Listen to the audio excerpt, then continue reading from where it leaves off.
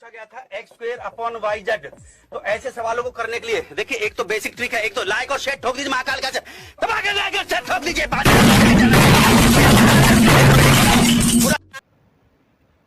Welcome to my YouTube channel. आज हम लोग क्लास 9 का सेट 2 साइंस का क्वेश्चन जो जैक काउंसिल के द्वारा मॉडल सेट जो छोड़ा गया है उसका हम लोग सॉल्व करेंगे। तो शुरू करते हैं। सेक्शन ए से पहला क्वेश्चन है, शक्ति का एसआई मात्रक लिखें तथा उसे परिभाषित कीजिए। तो यहाँ पर हम सिर्फ शक्ति का एसआई मात्रक लिखें जो कि वाट होता है, और इसका परिभाषा होगा कार्य करने की दर को शक्ति कहते हैं। कार्य करने की दर को शक्ति कहते हैं। दूसरा क्वेश्चन है, आवृत्ति को परिभाषित करें तथा इसका एसआई मात्रक लिखें। तो आवृत्ति क्या है? प्रति सेकेंड उत्पन्न कंपनों की संख्या आवृत्ति कहलाता है। आवृत्ति का एसआई मात्रक हर्ट्ज होता है, यानी प्रति सेकेंड उत्पन्न कंपनों की संख्या आवृत्ति कहलाता है। आवृत्ति का एसआई मात्रक हर्ट्ज होता है। तीसरा क्वेश्चन है, आवोगाद्रो संख्या का मान क्या होता है? तो आंसर होगा इसका, आवोगाद्रो संख्या का मान 6.022 इंटू 10⁻23 होता है। चौथा क्वेश्चन है, मोलर द्रव्यमान से आप क्या समझते हैं? तो आंसर होगा इसका, पदार्थ के एक मोल अणुओं का द्रव्यमान उसका मोलर द्रव्यमान कहलाता है। पदार्थ के एक मोल अणुओं का द्रव्यमान उसका मोलर द्रव्यमान कहलाता है। पांचवा क्वेश्चन है, कैनाल किरणें क्या है? तो कैनाल किरणें धनावेशित विकिरण होता है, यानी कि इसमें धन आवेश होते हैं जिसका द्रव्यमान इलेक्ट्रॉन की अपेक्षा 2000 गुना अधिक होता है। कैनाल किरणें धनावेशित विकिरण है जिसका द्रव्यमान इलेक्ट्रॉन की अपेक्षा 2000 गुना अधिक होता है। क्वेश्चन नंबर 6 है, दो संक्रामक रोगों का नाम लिखिए। वैसे तो संक्रामक रोग बहुत एग्जाम्पल इसका आ जाएगा, जिसका दो एग्जाम्पल हम लिए हैं, एड्स और इन्फ्लुएंजा। ये दोनों रोग जो है वायरस से होते हैं और वो संक्रमित व्यक्ति से दूसरे स्वस्थ व्यक्ति में चले जाते हैं, इसलिए इसको संक्रामक रोग कहते हैं। तो क्वेश्चन नंबर 7 है, एक स्वस्थ व्यक्ति किसे कहा जाता है? तो यदि कोई व्यक्ति शारीरिक, मानसिक या सामाजिक रोग से ग्रसित नहीं है, यानी किसी व्यक्ति को सामाजिक, मानसिक या शारीरिक रोग नहीं है, तो उसे स्वस्थ व्यक्ति कहेंगे। क्योंकि ये 2 नंबर का क्वेश्चन है इसलिए 2 मार्क्स क्वेश्चन मिलेगा। इसमें 2 से 3 लाइन में जवाब देना है, एक लाइन में भी इसका आंसर हो सकता है। तुम लोग सेक्शन बी की ओर आगे बढ़ते हैं। सेक्शन बी का क्वेश्चन नंबर 8 है, गतिज ऊर्जा को परिभाषित कीजिए। उन कारकों का उल्लेख कीजिए जिन पर किसी पिंड का गतिज ऊर्जा निर्भर करती है। क्वेश्चन 8 है, गतिज ऊर्जा को परिभाषित कीजिए, उन कारकों का उल्लेख कीजिए जिन पर पिंड की गतिज ऊर्जा निर्भर करती है। तो किसी गतिशील वस्तु में जो ऊर्जा होता है उसे हम लोग गतिज ऊर्जा कहते हैं। गतिज ऊर्जा निम्न कारकों पर निर्भर करती है। पहला होगा वस्तु का द्रव्यमान, दूसरा होगा वस्तु का वेग। इसलिए गतिशील वस्तु का जो गतिज ऊर्जा का फॉर्मूला होता है वो 1/2 mv² होता है। क्वेश्चन नंबर 9 है, अनुदैर्घ्य तरंग तथा अनुप्रस्थ तरंग को परिभाषित कीजिए। ये चैप्टर ध्वनि चैप्टर से है, जिसमें ध्वनि का जो तरंग होता है वो अनुदैर्घ्य और अनुप्रस्थ दोनों के बारे में हमको बताना है। तो अनुदैर्घ्य तरंग क्या होता है? अनुदैर्घ्य तरंग वह तरंग है जिसमें माध्यम के कण अपनी माध्य स्थिति पर तरंग के संचरण की दिशा का समांतर होता है, समांतर गति करते हैं, इसे अनुदैर्घ्य तरंग कहते हैं। अनुप्रस्थ में क्या होगा? अनुप्रस्थ तरंग वह तरंग है जिसमें माध्यम के कण अपनी माध्य स्थिति पर तरंग के संचरण की दिशा का लंबवत होता है। दोनों में थोड़ा सा अंतर है। अनुदैर्घ्य जो होता है वो समांतर गति करते हैं, और अनुप्रस्थ जो होता है लंबवत गति करते हैं। इसकी दिशा लंबवत होता है, उसका समांतर होता है, बस दोनों सेम है। बस एक याद रखेंगे तो दूसरा याद हो जाएगा। पहला में अनुदैर्घ्य तरंग में समांतर गति होता है और अनुप्रस्थ में लंबवत गति होता है। क्वेश्चन नंबर 10 है, मोल में बदलिए 12 ग्राम ऑक्सीजन और 22 ग्राम कार्बन डाइऑक्साइड। तो मोल में बदलने के लिए सबसे पहले हमको आणविक द्रव्यमान की जरूरत होता है। तो O2 का, जैसे ऑक्सीजन बोला है तो ऑक्सीजन गैस का O2 इसका फॉर्मूला होगा, और O2 का मतलब आणविक द्रव्यमान निकालने पर ये कितना हो जाएगा? 32 हो जाएगा। तो 32 32 इसका निकाल के आणविक द्रव्यमान निकाल के हम लोग जानते हैं कि जितना उसका आणविक द्रव्यमान होता है उतना ग्राम अगर उस यौगिक या तत्व को लेते हैं तो 1 मोल के बराबर होगा, इसलिए 32 ग्राम ऑक्सीजन बराबर 1 मोल हो जाएगा। और हमको दिया है मेरे पास कितना है, 12 ग्राम ऑक्सीजन है। तो एक हम लोग इसको ऐकिक नियम से अगर बनाते हैं तो 1 ग्राम ऑक्सीजन में कितना हो जाएगा, 1/32 मोल। और उसी तरह तब 12 ग्राम ऑक्सीजन में 12 ग्राम अगर ऑक्सीजन लेते हैं तो 1/32 गुना 12 हो जाएगा। इसको अगर हम लोग डिवाइड कर देते हैं तो 3/8 मोल आ जाता है। इसको चाहे तो हम लोग पॉइंट में बदल सकते हैं, नहीं तो 3/8 ही आंसर सही है। CO2 का उसी तरह आणविक द्रव्यमान निकाल लेंगे। CO2 का आणविक द्रव्यमान हो जाएगा 44। तो इतना पता चल गया कि 44 ग्राम CO2 1 मोल के बराबर होगा। तो उसी तरह 1 ग्राम CO2 बराबर हो जाएगा 1/44 मोल। तो हमको निकालना है कितना, 22 ग्राम का। तो 22 ग्राम से मल्टीप्लाई कर देंगे 1/44 को, तो ये 1/2 यानी हाफ मोल ये आंसर आ गया इसका। तो 10 ग्राम 11 नंबर क्वेश्चन है, 10 ग्राम जल का द्रव्यमान ज्ञात कीजिए। सॉरी 10 मोल दिया हुआ है मेरे पास। तो सबसे पहले ये तो जान लें कि 1 मोल जल में कितना द्रव्यमान होता है उसका। तो इसके लिए सबसे पहले हमको मोलर द्रव्यमान निकालना होगा। और मोलर द्रव्यमान हो जाएगा H2O का मोलर द्रव्यमान 18 यूनिट हो गया। इसका मतलब 1 मोल H2O बराबर 18 ग्राम हो गया। तो मेरे पास 10 मोल है, तो 10 मोल का हो जाएगा 18 से 10 से गुना कर देंगे, यानी 180 ग्राम इसका हो गया टोटल 10 ग्राम जल का द्रव्यमान। 12 नंबर क्वेश्चन है, संयोजकता यानी वैलेंसी और संभारिक का उदाहरण सहित परिभाषित कीजिए इसको। तो संयोजकता क्या होता है, किसी परमाणु की सबसे बाहरी कक्षा में उपस्थित इलेक्ट्रॉनों को संयोजकता कहते हैं। और एग्जाम्पल हो जाएगा, एग्जाम्पल में किसी भी तत्व का एग्जाम्पल ले सकते हैं संयोजकता में। तो यहाँ पे 2 तत्व का हम लिए हैं। हाइड्रोजन का संयोजकता H1 होता है इसमें प्लस में, और नाइट्रोजन का संयोजकता 3 होता है माइनस में। फिर संभारिक क्या होता है, तो संभारिक जिन तत्व के परमाणु द्रव्यमान समान तथा परमाणु संख्या भिन्न भिन्न हो उसे संभारिक कहते हैं।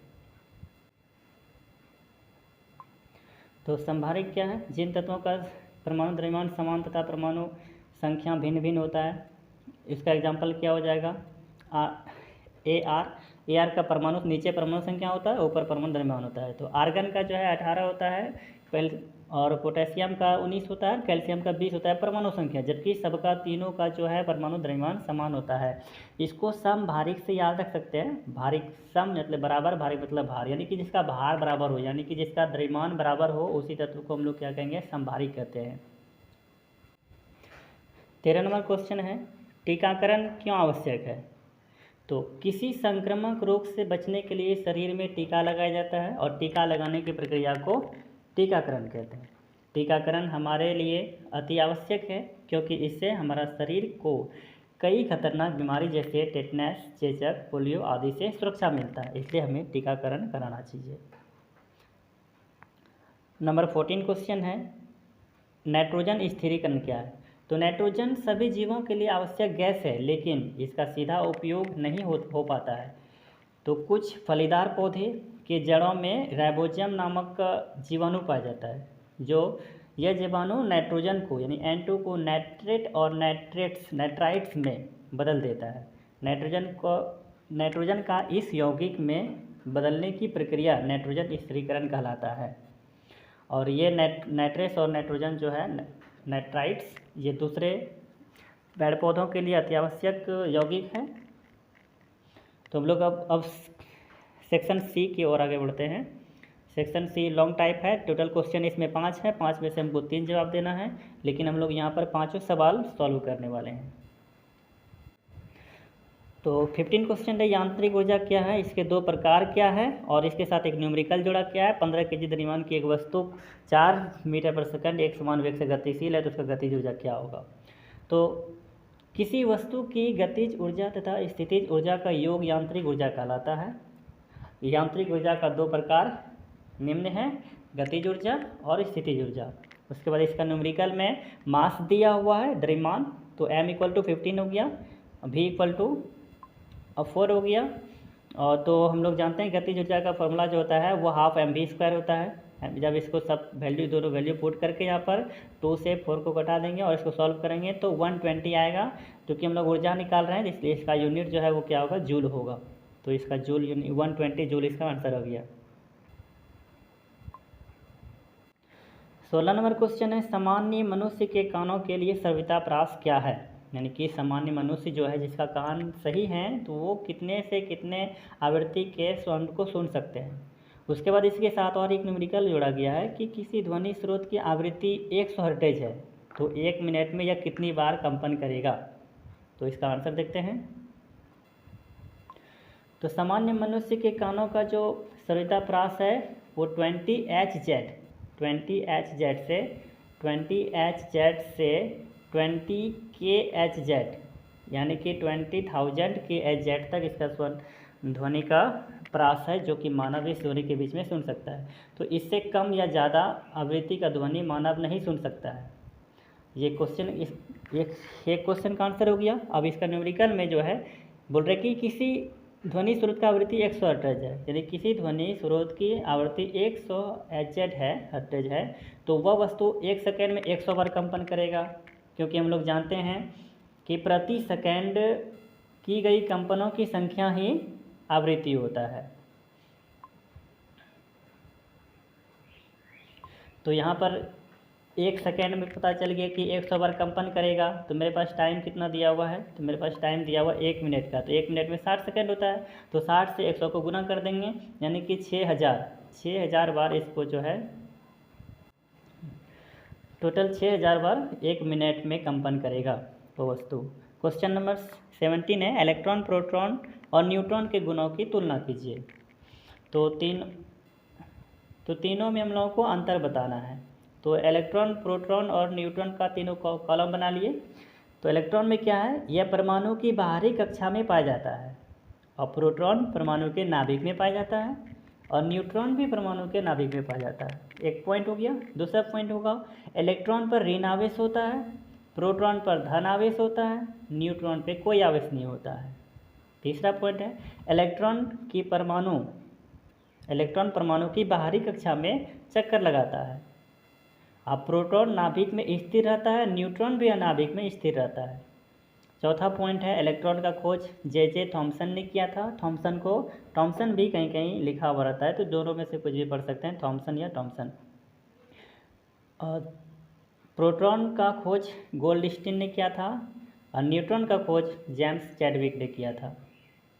तो इस तरह से 17 का 2 क्वेश्चन है, तो 17 का एक क्वेश्चन हो गया। इसमें इलेक्ट्रॉन, प्रोटॉन, न्यूट्रॉन के गुणों का तुलना करना है, यानी इसके में अंतर ही बताना है। नंबर 17 का जो बी नंबर है वो है, क्वेश्चन है, हाइड्रोजन के समस्थानिक H, D और T के बारे में 3 अपरमाणु कणों का सारणीबद्ध कीजिए। मतलब इसको जो है सारणी में लिखना है कि ये H, D और T क्या है। तो हम लोग जानते हैं कि समस्थानिक जो होता है कि वो इसका स्थान सेम होता है, यानी एक ही परमाणु संख्या समान होगा लेकिन भार इसका अलग अलग होगा। तो हाइड्रोजन का 3 समस्थानिक पाया जाता है। तो हाइड्रोजन का समस्थानिक जो एक होता है, और हाइड्रोजन जो नॉर्मल हाइड्रोजन हुआ तो उसको H से डिनोट करते हैं और उसका नाम भी हाइड्रोजन है। लेकिन जिस हाइड्रोजन का परमाणु द्रव्यमान 2 होता है उसको D से डिनोट करते हैं और उसको ड्यूटेरियम कहते हैं। इसलिए भारी जल में जो है ड्यूटेरियम ऑक्साइड होता है, भारी जल में हाइड्रोजन का वो दूसरा समस्थानिक पाया जाता है। तीसरा समस्थानिक हाइड्रोजन का जिसको ट्राइटियम कहते हैं, ट्रीटियम भी किसको कह सकते हैं, जिसमें हाइड्रोजन का परमाणु संख्या तो 1 ही है लेकिन परमाणु द्रव्यमान इसका 3 होता है। अगला क्वेश्चन 18 नंबर है, मृदा के निर्माण की प्रक्रिया को विस्तृत से समझाएं। जैसे कि हम लोग जानते हैं कि मृदा जितने प्रकार के मृदा पाता है वो कहीं वो चट्टान से ही टूट कर बनते हैं। तो हम लोग देखते हैं इसका आंसर, मृदा का निर्माण कैसे होता है। तो जीवन की विविधता को निर्धारित करने वाला एक महत्वपूर्ण संपदा मृदा है। मृदा, यहाँ पर मृदा लिखा हुआ है, इस जगह मृदा लिखा हुआ है, ये कुछ नहीं है, ये मृदा लिखा हुआ है। मृदा बनने की एक लंबी प्रक्रिया है, यह प्रक्रिया निम्नलिखित है, यानी किसे मृदा बनता है, ये प्रक्रिया जो है इसके बारे में हम लोग एक्सप्लेन करेंगे। तो मृदा बनाने का प्रथम जो कारक है वो क्या है, सूर्य है। क्योंकि सूर्य दिन के समय पत्थर को गर्म कर देता है जिससे वह दिन में फैल जाता है और रात में सिकुड़ जाता है। यह प्रक्रिया बार बार होने से पत्थर में दरार आ जाता है और यह छोटे छोटे टुकड़ों में विभाजित हो जाता है। फिर से एक बार पढ़ते हैं। सूर्य दिन के समय पत्थर को गर्म कर देता है, जिससे वह दिन में फैल जाता है तथा रात में सिकुड़ जाता है। यह प्रक्रिया बार बार होने से पत्थर में दरार आ जाता है और यह छोटे छोटे टुकड़ों में विभाजित हो जाता है। तो सूर्य भी मतलब इसमें सहयोग करता है मृदा बनने में, क्योंकि ये छोटे छोटे टुकड़े को पत्थर को छोटे छोटे टुकड़े में बांट देता है। अब दूसरा पॉइंट है जल। जल पत्थर के दरार में जाकर उसे उस दरार को और बड़ा कर देता है तथा अपने साथ बहा कर ले जाता है। इस क्रम में पत्थर का टुकड़ा अधिक छोटा करना विभाजित होता है, क्योंकि जब बहा के ले जाएगा तो उसको नीचे में वो घिसते हुए जाएगा, जिस कारण उसका और छोटे टुकड़े में विभाजित हो जाएगा। फिर वायु तेज हवा चलने से पत्थर एक पत्थर जो है एक दूसरे से टकराता है और छोटे छोटे कणों में विभाजित होता है। हवा विभाजित पत्थर को अधिक दूर ले जाने के क्रम में और अधिक छोटा कर देता है, जिससे वह मृदा का रूप ले लेता है। चौथा पॉइंट है जीव। कोई जीव भी मृदा निर्माण में, कई जीव और पेड़ पौधे भी मृदा बनाने में सहयोग करते हैं। कैसे सहयोग करते हैं? तो लाइकेन पत्थर के सतह पर उगकर उसे चूर्ण कर देता है, क्योंकि जब ये लाइकेन पत्थर के सतह पर उगता है तो उसमें एक केमिकल्स का निर्माण होता है, रसायन का, जो कि पत्थर में पड़ने के बाद उसको भंगुर कर देता है और वो चूर्ण होकर मतलब जो है वो टूट कर गिर जाता है। कुछ पेड़ों के जड़ दरार में जाकर दरार को बड़ा कर देता है, जिससे पत्थर टूट जाता है। तो ये सब कारणों से मृदा का निर्माण होता है। और इसमें जो है तापमान, तो सूर्य के जगह पे तापमान भी कह सकते हैं, क्योंकि ये सूर्य तापमान जो है, ये प्रकृति का जो तापमान जो बना हुआ रहता है वो सूर्य के कारण बना हुआ रहता है। तो उपयुक्त सभी की सहायता से पत्थर अत्यंत सूक्ष्म कण में विभाजित हो जाता है, जिसे हम मृदा कहते हैं। यानी हम कह सकते हैं कि मृदा का जो निर्माण हुआ है वो किससे हुआ है? तो पत्थर से हुआ है।